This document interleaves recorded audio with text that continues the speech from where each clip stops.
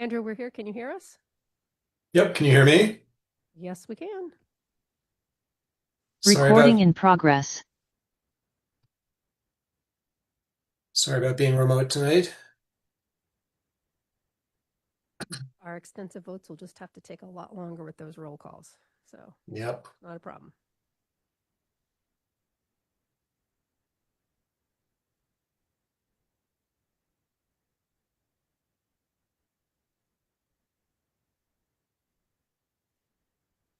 All right, 7 o'clock call to order the February 9th, 2026 meeting of the Library Board of Trustees. Pretty short agenda. First thing is public comment. There is nothing from our inbox other than spam. Anyone online? Okay, hearing none, we can move to the next item, which is the technology update.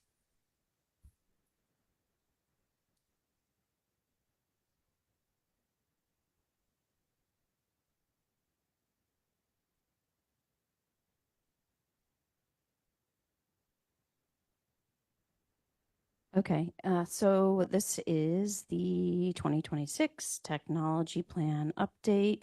I'm going to go over what our highlights were for 2025. And first of all, I just want to make, this is what our mission, our technology mission is. The library is committed to staying current with technology and providing resources for the Reading community to bridge the digital divide. Next slide.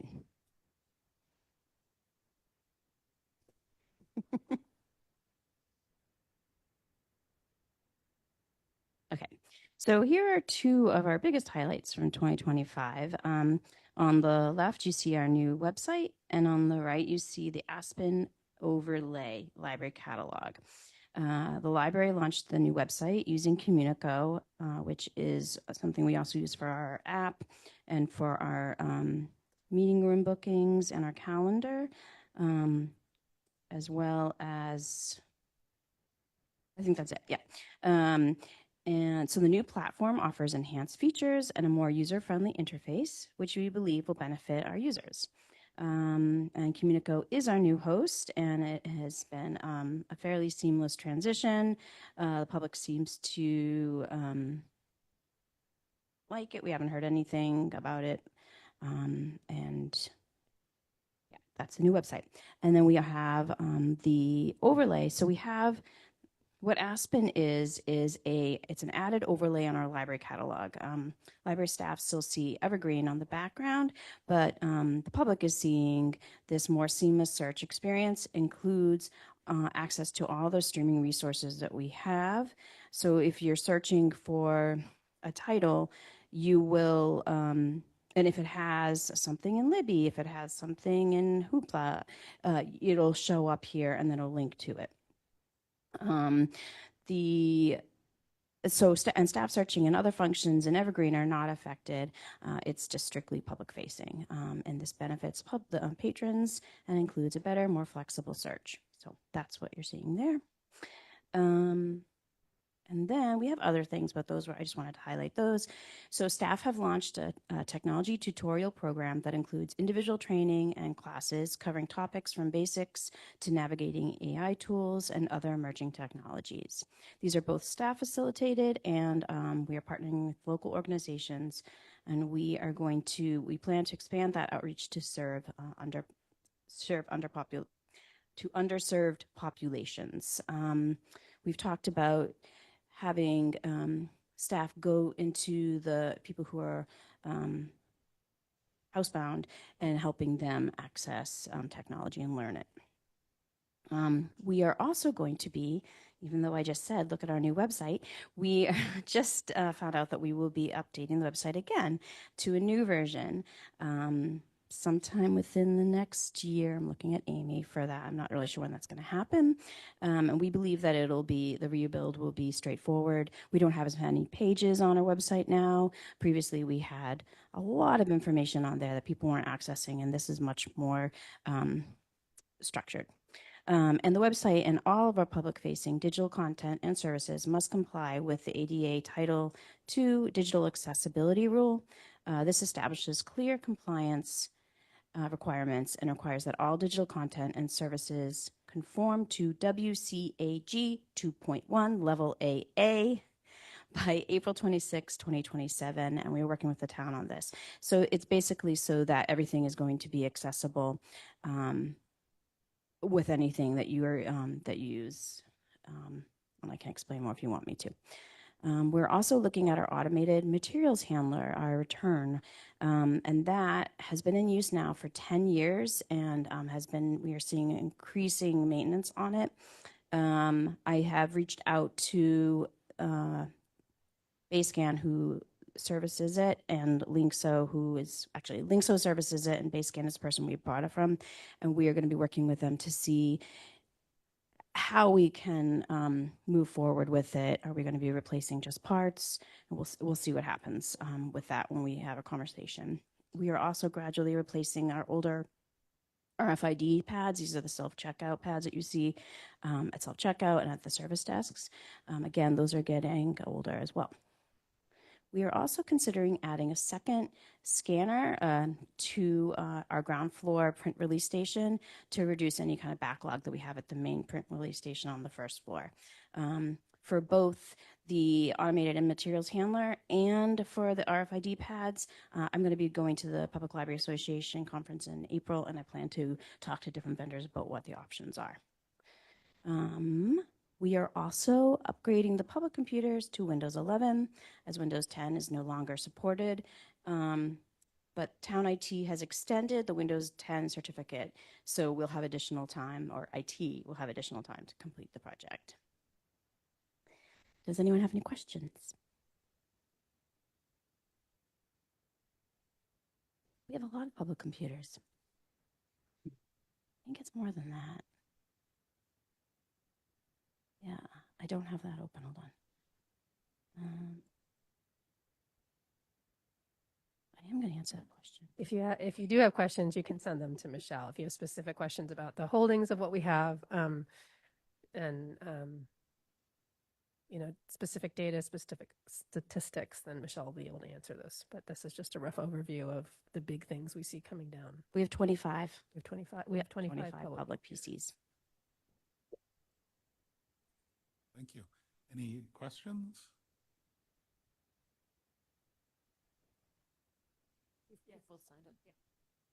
All right. Thank you very much. Not worried. I checked. We're under 50,000 population, so I thought the deadline was this April for ADA, but that's come up in other worlds. Yeah, so we have an extra time.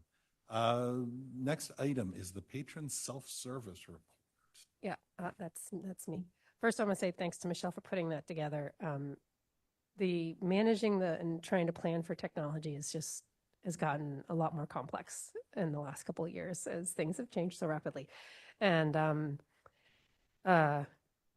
so just keeping on top of it, making sure everything we have is up to date, IT in town, our cybersecurity, which the town IT manages, we work with them, but still we have to be cognizant of it. We have a lot more of that going on. So there's just a lot more labor intensive stuff on managing both the software, the hardware, and then the cybersecurity of everything. And Michelle's works really closely with IT on that. So thank you, Michelle. Related to that, I just wanted to give you guys an update. Michelle mentioned the automated materials handling system, what we call our AMH. This was brand new. I think we're still the only library in the Noble network that has an automated return system. If you're interested in the reasons why this is helpful, I can definitely do another presentation on that. But in summary, it does save time and it really reduces repetitive stress injuries and is much healthier for the staff.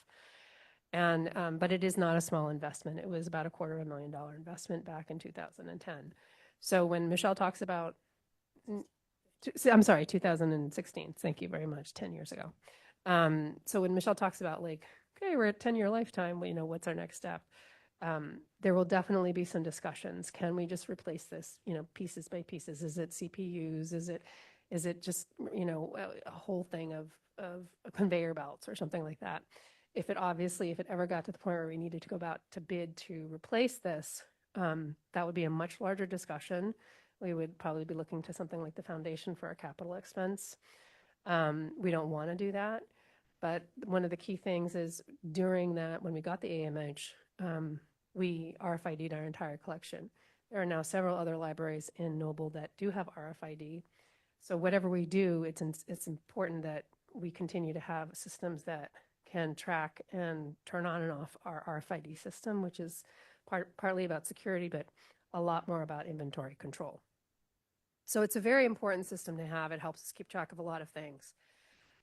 Due to the placement of it in the dream world when we were designing this building, we wanted to have something from the outside where you could just kind of throw in a bunch of books and it would magically go around the building and the books would end up where they're supposed to be. And we couldn't do that just simply because of the structure of the building. So we have an interior book drop where people have to come up into the building. They have to go up a set of stairs, which is a little bit of a barrier, and they have to go around the corner and find it. So about 42% of our returns are done by patrons. The other 58% are things that come in through the book drop, people who don't have the patience to sit there and just drop off a bag of books at the front desk. And amazingly, a large number are them that come in the bins in the morning. Every day we get a delivery, a shipment from Optima. These are interlibrary loans or network transfers. And we can have anywhere from 7 to 10 bins, and each of those bins carries anywhere from 20 to 40 items. So we process a lot of items every day. And those have to be hand-fed. On a Thursday morning or when it's not too busy, you will see a staff member around the other side feeding it into the automated materials handler system because it's faster than check this book in, check this book in. So it does speed up the process, and it is much healthier for the staff.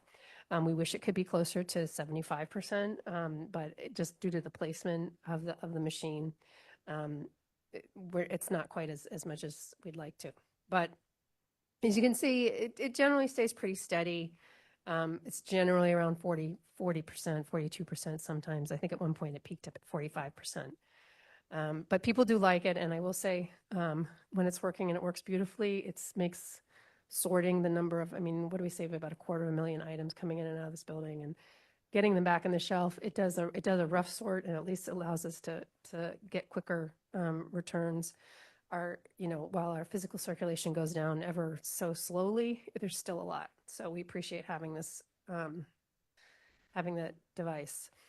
Self-check stations are closer to 70%, which is great. We're in the process, because of the ADA requirements, we're actually redoing all of our screens, and they will be more ADA compliant, both with font and colors. We're trying to refine that now.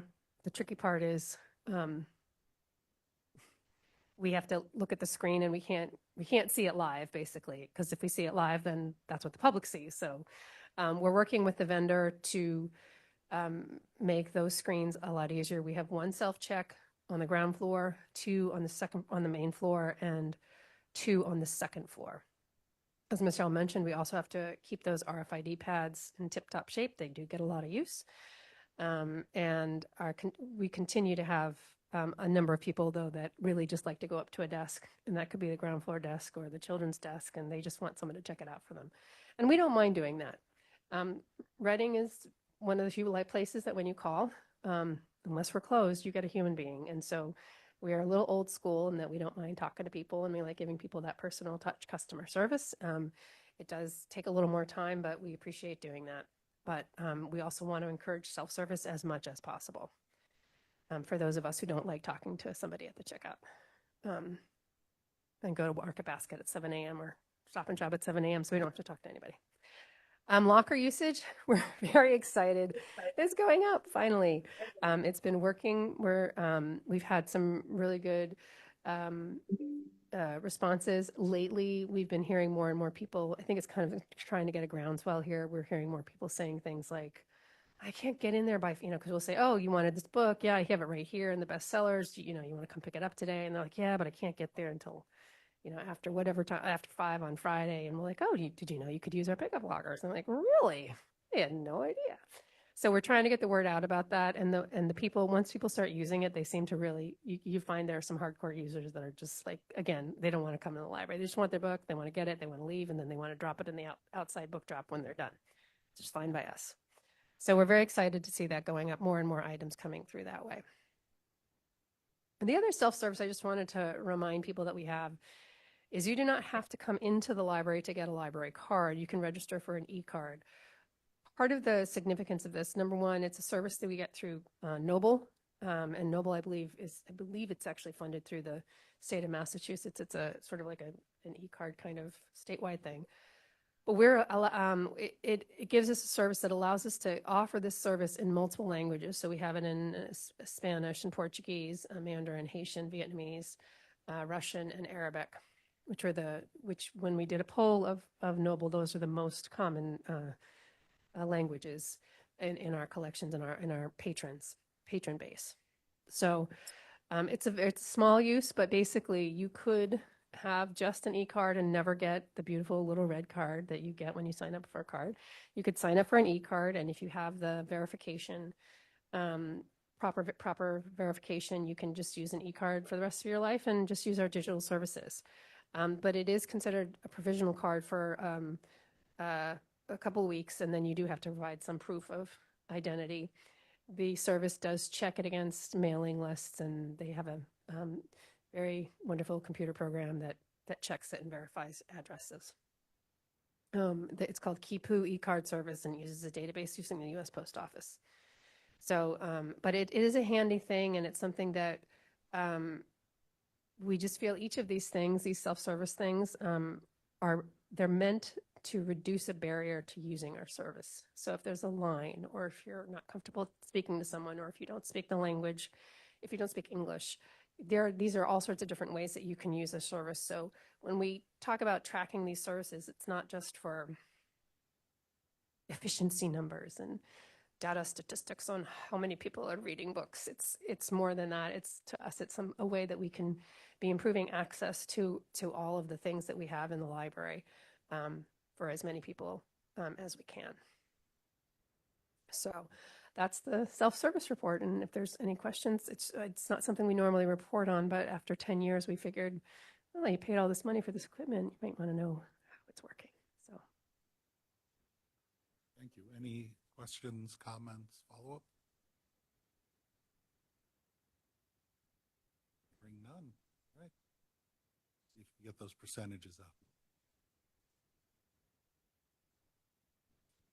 Next item is library card design contest.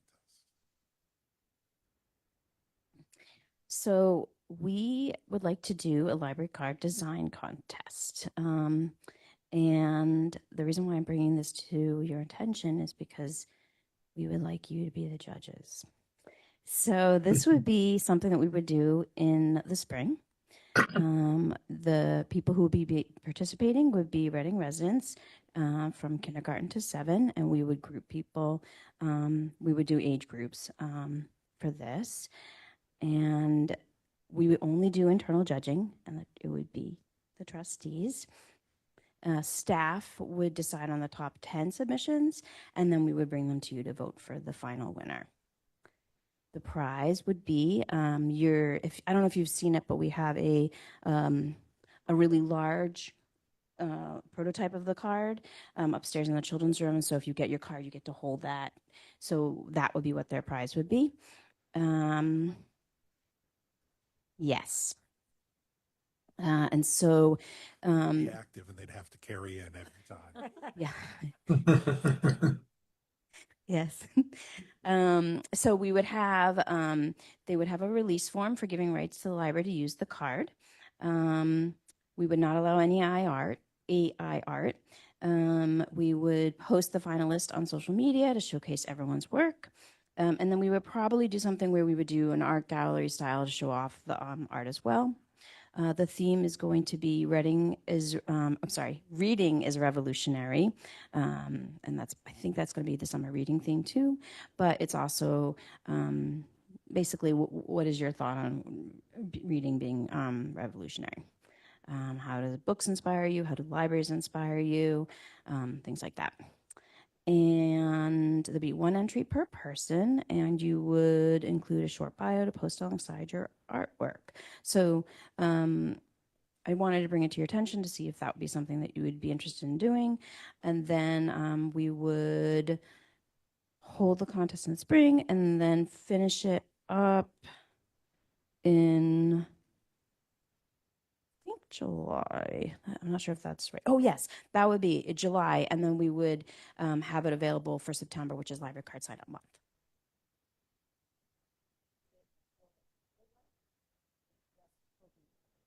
All library cards. Do you want I asked if it was for all library Oh, cards or oh, just oh, children's oh. library cards. all cards? And if you wanted to replace your card because you liked it so much, it would just be $1 to replace it. Any Oh, thank- questions? I mean, I think no real opposition. Perhaps have it, the final submissions be somewhat blind because, you know, we are open to corruption and bribery. so. I guess I have a question. Mm-hmm.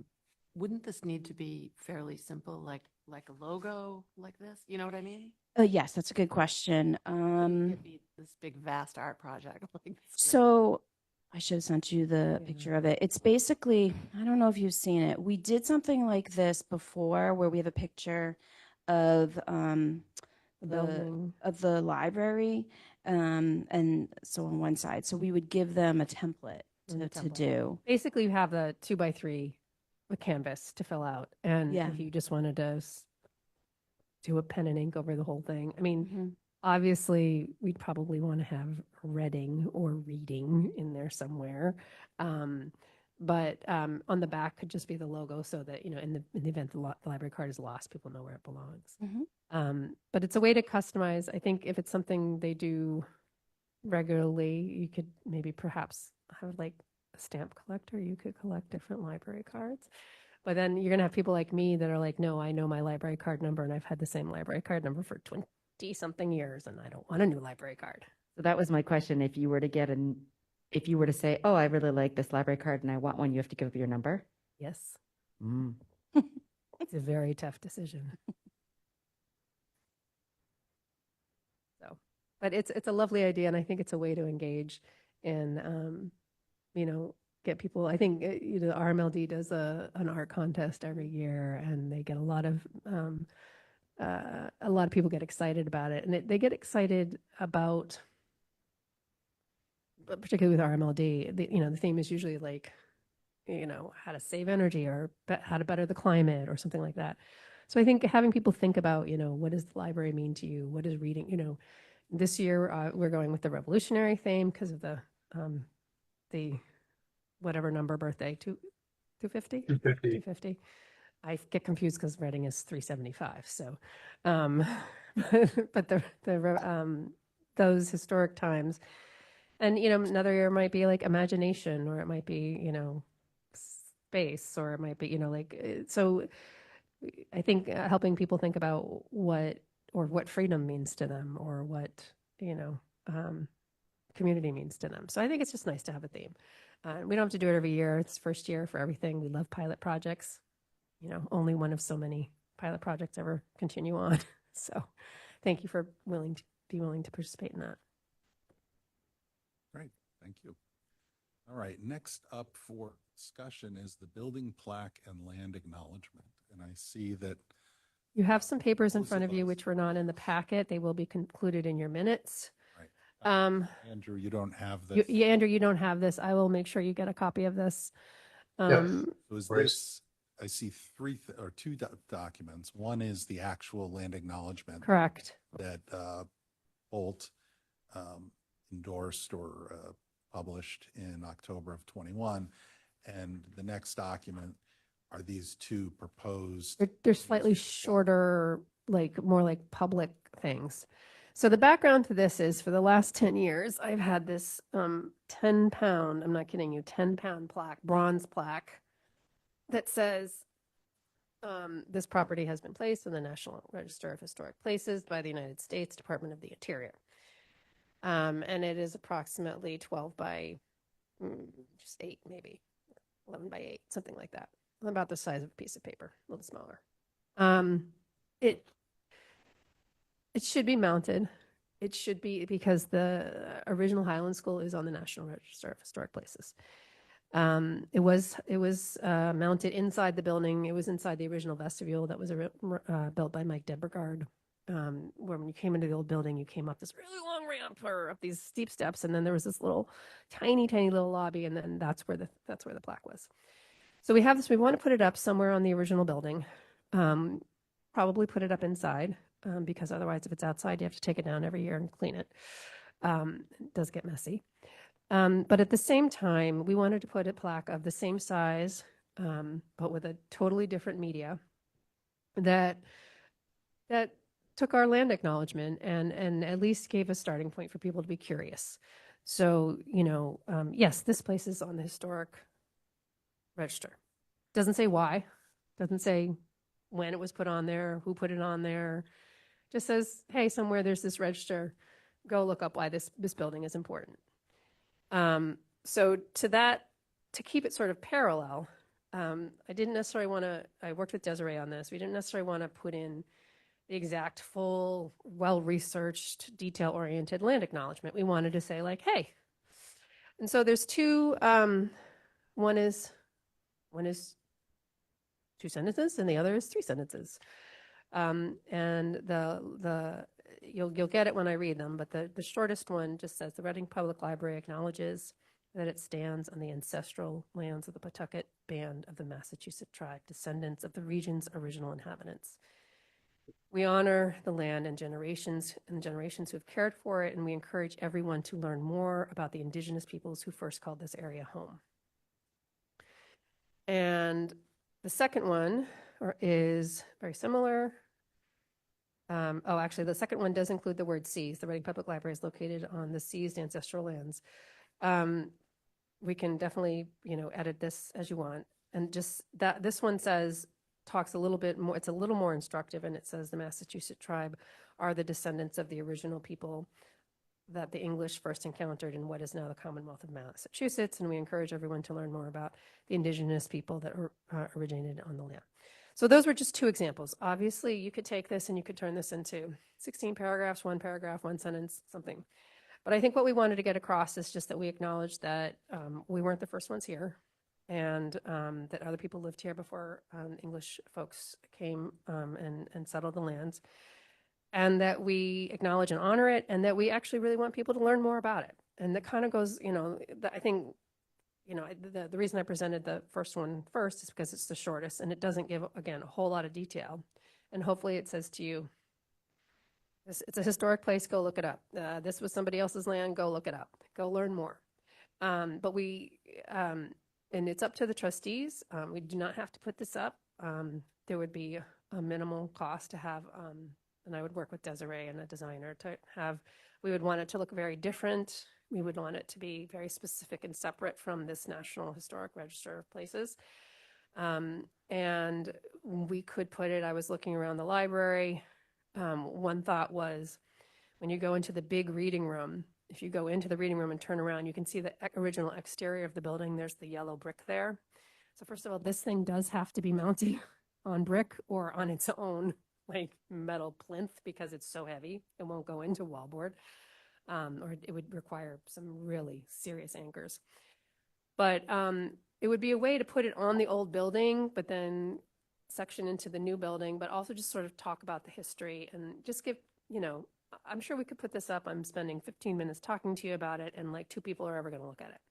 But it's something that meant a lot to at least the staff that I've spoken with, and a lot of the work that we've been doing with trying to reconcile and understand where we are, who we are, where we come from, and what makes us a community. So we wanted to present it to the trustees as an option. You don't have to vote or decide tonight. It's something we just wanted to bring up for discussion. You could have 1 or more people choose to take what Desiree and I went and make it different. You can do whatever you want. So it is now on the table for you to discuss.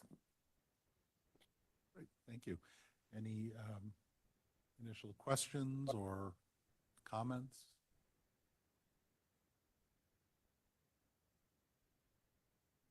Not hearing any. We don't talk too much tonight, aren't we? Well, yeah, we really are. I mean, I personally like the first statement. I think it's succinct, short, kind of to the point. One at the corner, bottom corner. Page numbers at the bottom. I do too. You too. Out of the two, I preferred that one as well.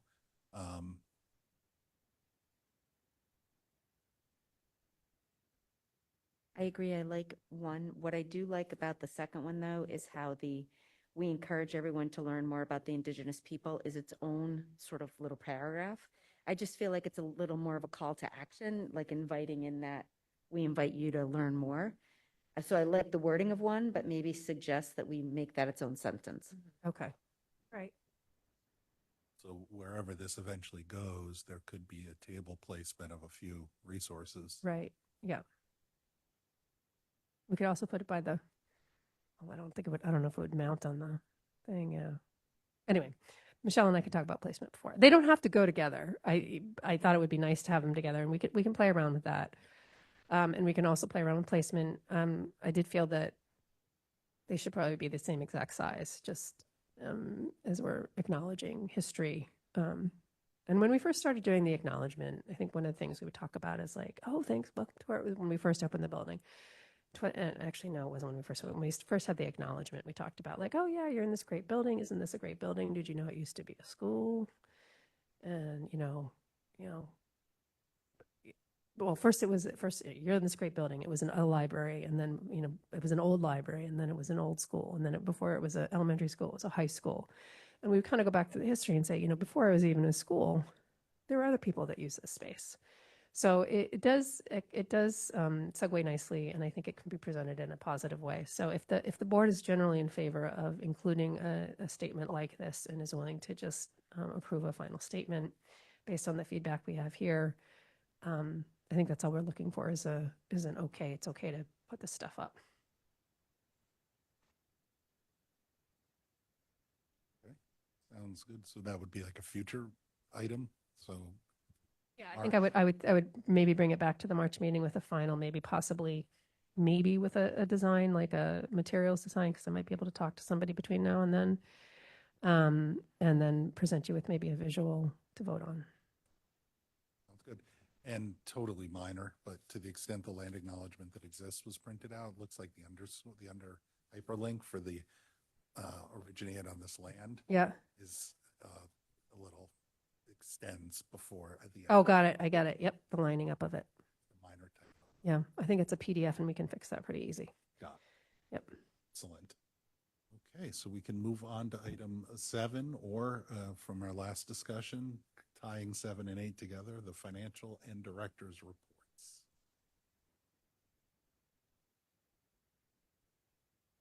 Okay, we'll keep it short and sweet. There really wasn't that much to report. It was, it felt like a big month, but Recording it went by stopped. Andrew, are you there? Yep, I'm here. Okay, can you try recording again? I'm going to hit record again.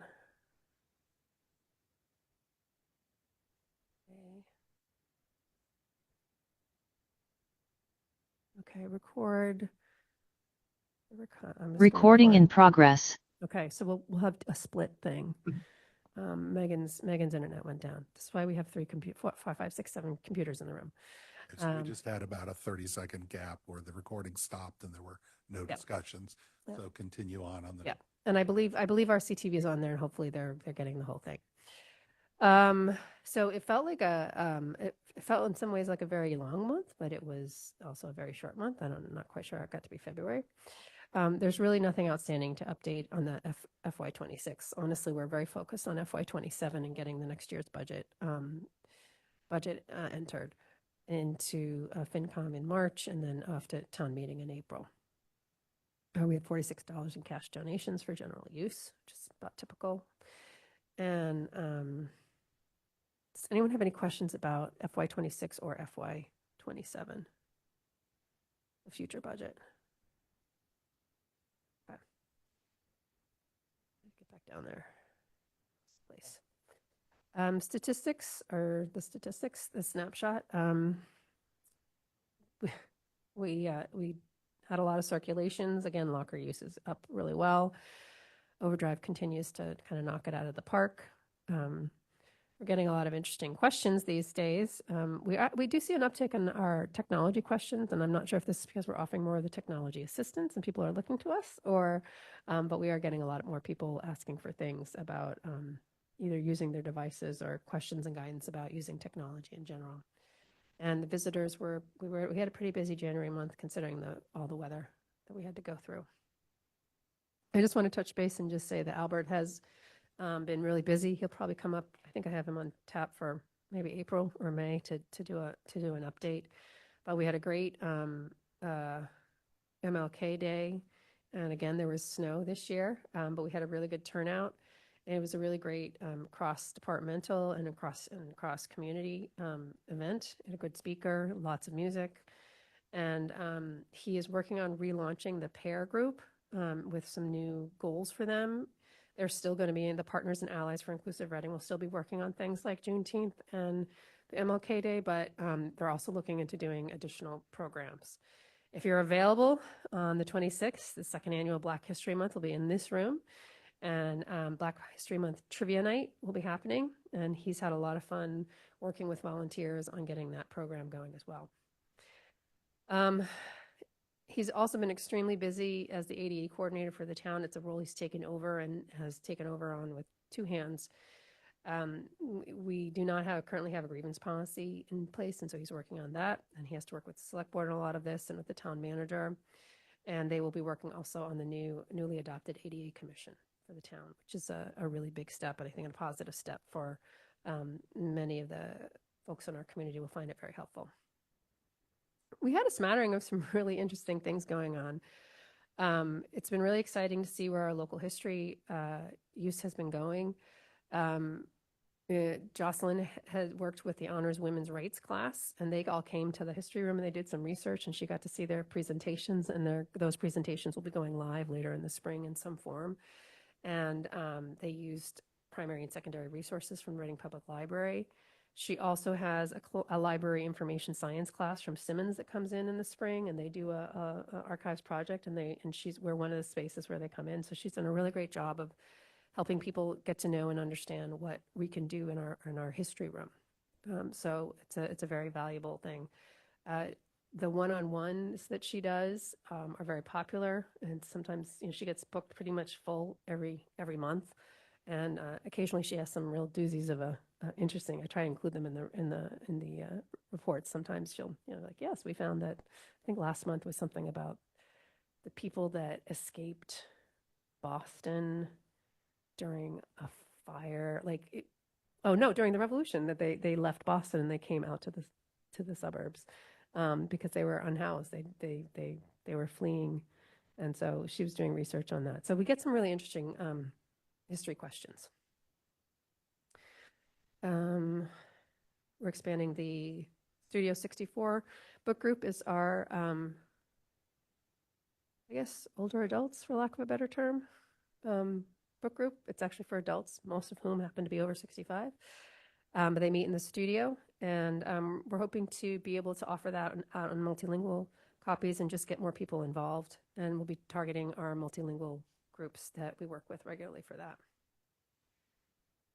The community clothing swap was a great success. They're going to follow it up with an accessory swap in April. So if you're looking for some hats, purses, jewelries, I think there are no shoes involved, but they'll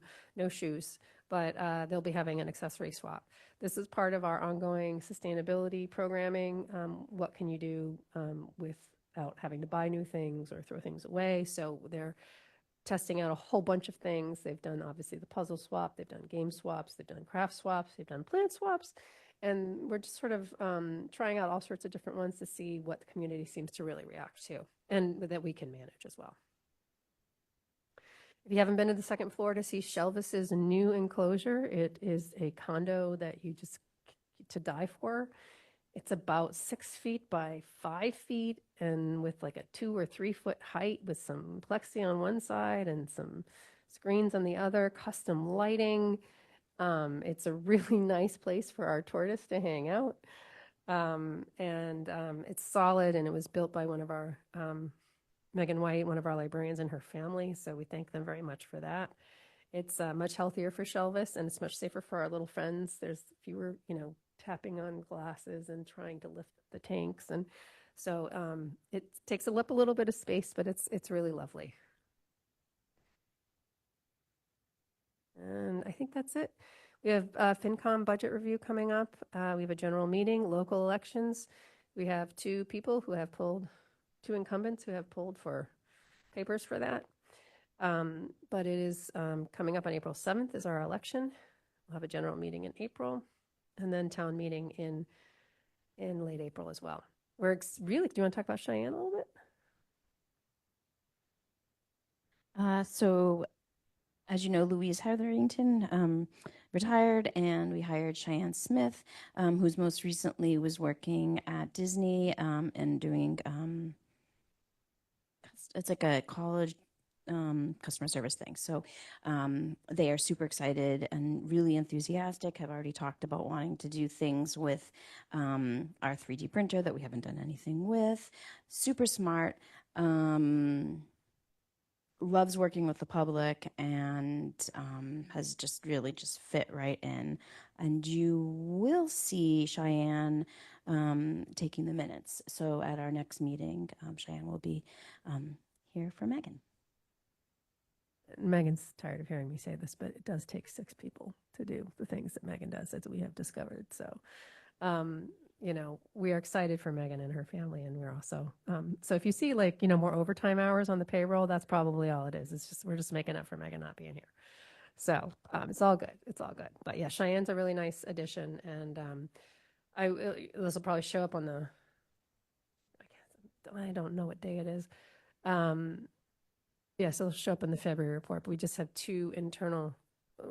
We got Lucy Lee, who was a library associate in Borough Services, applied for our children's services position. And so they started just today, and that's a full-time position now. So they went from a part-time to a full-time position. They had finished their library degree in December, so it was timely. And we always love it when we can give folks that we've been coaching along in the profession an opportunity. It doesn't always happen.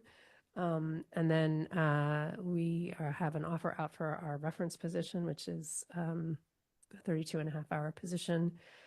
And hopefully by the time next time we meet, we'll either we'll have only one position that we're filling, and that will have finished out our dominoes of succession planning in the library. But it's going very well. Professional development is coming along.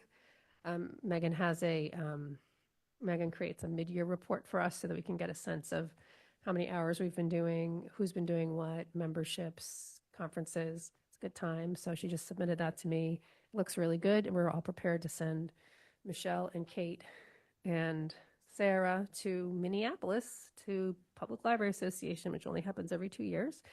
But they are going forward with it's really big. I think there's 8,000 or 9,000 librarians that go. It's big. So it's a lot. I could be making that number up though. And they have a lot of vendors, and it's a really exciting conference to go. So I'm really pleased for them. And then I know I mentioned this before, but in May we'll be closed on Tuesday. I think it's the 19th of May for our staff day, as our staff will be invited. Everyone will be invited to attend the Mass Library Association conference. So that's our professional development, and that's it.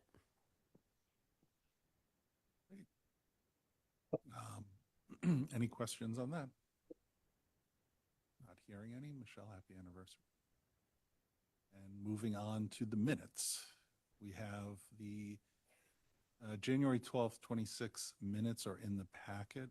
If anyone's had a chance to review them, any questions or comments? They looked fine to me. Not hearing anything. Is there a motion to approve? Motion to approve the minutes? And a second? I second the motion. Roll call vote. All in favor. We'll start on Zoom. Mr. Grimes. Yes. Okay, Andrew? Yes. Kelly? Yes. Mona? Yes. And I'm a yes. Carries. And now I think it's future agenda items.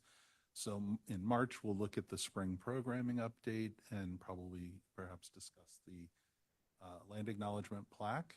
And April is the OESJ annual update from Albert. One thing I forgot to mention in my director's report, I just wanted to let you guys know that I'm planning for our Sparkly story time this year. Our Sparkly story time will be on March 7th, so it's before the next meeting when you would have gotten the spring update. So I just wanted to bring that to your attention so that you knew what that was or when that was coming.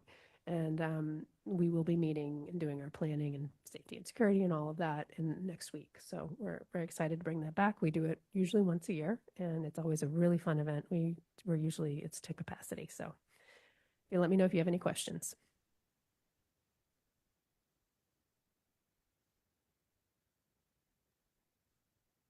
Okay, anything else on future agenda items? Do we need to consider the makeup of the board with the election? Does that need to be on the April agenda? Oh, it's June. I think it's always the June meeting.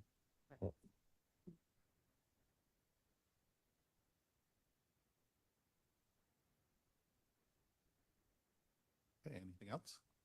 Just a motion to adjourn. It's not a future agenda item, but I just have a question. Amy, could you take a picture of the whole staff when you're together?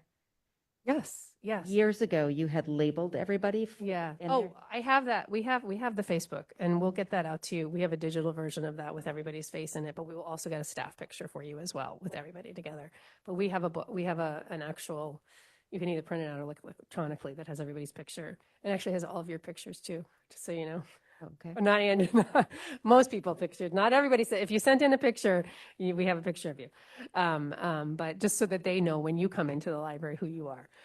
So we do share that. We have a kind of it's digital and it's on our intranet, and then we have a print version that we can, or a digital version we can send you. That would be great. I just feel like there's been some turnover It and really I has. don't know to Right. put faces with names for new people. That'd be great. And roles have changed too. Yeah. You know, like someone who wasn't in charge of anything is now in charge of everything. So That'd be great. absolutely. And the kid who comes up with the idea for the special gold card for trustees is definitely going to be moved to the front of the line. Gold card. I like that. I'm not giving up my number. I get to take out Manette and I are 12 the same. Yeah, items. Manette and I are the same family. It's like I'm not giving up my number. Okay. Anything else? If not, a motion. I move to adjourn. We have a motion to adjourn. Do we have a second? I'll second the motion. All again, same order. Mr. Grimes, Yes. Andrew, Yes. Ellie, Monette, Yes. and I'm a yes. Thank you all.